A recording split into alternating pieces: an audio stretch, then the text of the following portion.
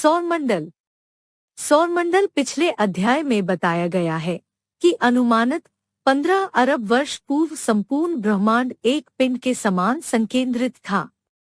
अत्यधिक संकेंद्रण के कारण इस पिंड में विस्फोट हो गया, जिससे इस पिंड के अनेक कण अंतरिक्ष में बिखर गए। इन असंख्य कणों से ही असंख्य आकाशगंगा का निर्माण हुआ है। एक आकाशगंगा में अनुमानित 100 अरब तारे हैं। हमारी आकाशगंगा जिसमें सूर्य अवस्थित है, इसे हम मंदाकिनी कहते हैं। सूर्य भी आकाशगंगा में अनेक तारों के समान ही एक तारा है। अन्य तारों की भांति ही सूर्य के अपार ऊर्जा एवं ऊष्मा का स्रोत नाभिकीय संलयन की क्रिया है। सूर्य का वह भाग जो हमें दिखाई देता है, उसे हम प्रकाशमंडल फोटोस्फेयर कहते हैं। प्रकाशमंडल से विद्युत चुंबकीय विकिरण निकलती हैं। प्रकाश स्वयं एक विद्युत चुंबकीय विकिरण है। जब सूर्य से निकलने वाली ज्वालाएं शक्तिशाली होकर सूर्य की गुरुत्वाकर्षण शक्ति को पार करके बाहर निकल जाती हैं, तब ऐसी ज्वालाओं अथवा परमाणु आंधियों को सौर ज्वाला सोलर फ्लेयर्स कहते हैं। सौर ज्वाला सोलर फ्लेयर्स अत्यंत शक्तिशाली विद्युत चुंबकीय विकिरण है।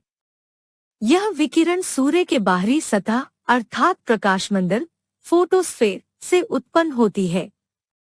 यह विकिरण कभी कभी पृथ्वी के वायुमंडल में भी प्रवेश कर जाता है। पृथ्वी के उत्तरी तथा दक्षिणी ध्रुवों पर गुरुत्वाकर्षण बल अधिक होता है, इसलिए सूर्य से मुक्त हुए विद्युत चुंबकीय विकिरण पृथ्वी के ध्रुवों पर खींचे चले आते हैं। जब ये विद्युत चुंबकीय विकिरण पृथ्वी के वायुमंडल में प्रवेश करती हैं, तो इनसे रंग बिरंगे प्रकाश किरणें उत्पन्न होती हैं। ऐसे रंग बिरंगे प्रकाश जो ध्रुवों पर उत्पन्न होता है, उन्हें हम अरोरा लाइट कहते हैं। पृथ्वी के उत्तरी ध्रुव पर इसे अरोरा बोरियालिस और दक्षिणी ध्रुव पर इसे अरोरा ऑस्ट्रेलिस कहते हैं। सूर्य के प्रकाशमंडल फोटोस्फेयर से जब विद्युत चुंबकीय विकिरण निकलती है, तो उस स्थान पर काले रंग का धब्बा बन जाता है। ऐसे काले धब्बे को सौर कलंक सनस्पॉट कहते हैं। सौर कलंक स्थायी नहीं होता है, बल्कि यह समय समय पर बनता और बिगड़ता रहता है। सूर्य सौर कलंक के बनने और बिगड़ने की अवधि 11 वर्षों की होती है। इस अवधि को सौर कलंक चक्र कहते हैं। विद्युत चुंबकीय विकिरण जब पृथ्वी के वायुमंडल में प्रवेश करता है, तो वह पृथ्वी पर बेतार संचार तंत्र को प्रभावित करता है। सूर्य का वह बाहरी भाग जो सूर्य ग्रहण के समय दिखाई देता है, उसे हम कोरोना कहते हैं। पृथ्वी से सूर्य की औसत दूरी लगभग 98 करोड़ किलोमीटर है। सूर्य के सतह फोटोस्फेयर का तापमान 6000 डिग्री सेल्सियस है, लेकिन सूर्य का सबसे ज्यादा तापमान सूर्य के केंद्र में पाया जाता है। सूर्य के केंद्र का तापमान 15 मिलियन डिग्री सेल्सियस है। किसी भी तारे की संभावित जीवन अवधि अनुमानित 10 बिलियन वर्ष है। सूर्य की अनुमानित आयु 5 अरब वर्ष है। सूर्य से पृथ्वी तक प्रकाश आने में 8 मिनट 16 सेकंड का समय लगता है। जिस प्रकार प्रकाश वर्ष ब्रह्मांडीय दूरी मापने की इकाई है, उसी प्रकार पारसेक पैमाने से भी ब्रह्मांड की दूरी मापा जाता है। एक पारसेक में 3.26 प्रकाश वर्ष होता है। इस प्रकार ब्रह्मांड की दूरी मापने की सबसे बड़ी इकाई पारसेक है। ग्रहों का न तो अपना प्रकाश होता है और न ही ऊर्जा होती है। ग्रह सूर्य के प्रकाश से ही ऊर्जा प्राप्त करते हैं। पृथ्वी पर सूर्य के प्रकाश के कारण ही जीवन संभव हुआ है। पृथ्वी अब तक की एकमात्र ज्ञात ग्रह है जिस पर जीवन है। पृथ्वी पर विद्यमान समस्त ऊर्जा, चाहे वह किसी भी रूप में क्यों न हो, उसका एकमात्र स्रोत सूर्य से पृथ्वी पर आने वाली ऊर्जा है। सूर्य के चारों तरफ चक्कर लगाने वाले 8 ग्रह हैं, जिनका सूर्य से दूरी के आधार पर क्रम इस प्रकार है: बुध, शुक्र, पृथ्वी, मंगल, बृहस्पति, शनि, अरुण और वरुण।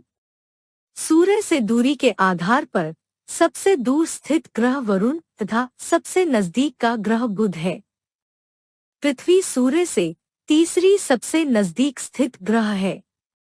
आकार के आधार पर सौरमंडल का सबसे बड़ा ग्रह बृहस्पति तथा सबसे छोटा ग्रह बुध है।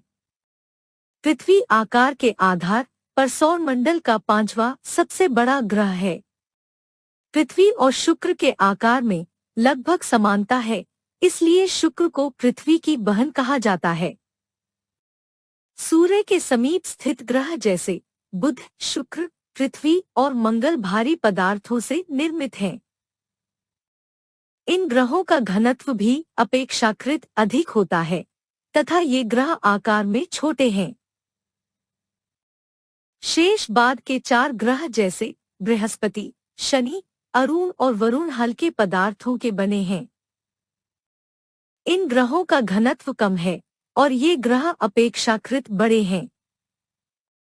सौरमंडल सूर्य के समीप स्थित ग्रह जैसे बुध, शुक्र, पृथ्वी और मंगल को आंतरिक ग्रह, जबकि सूर्य से दूर स्थित ग्रह जैसे बृहस्पति, शनि, अरुण और वरुण को बाह्य ग्रह कहते हैं।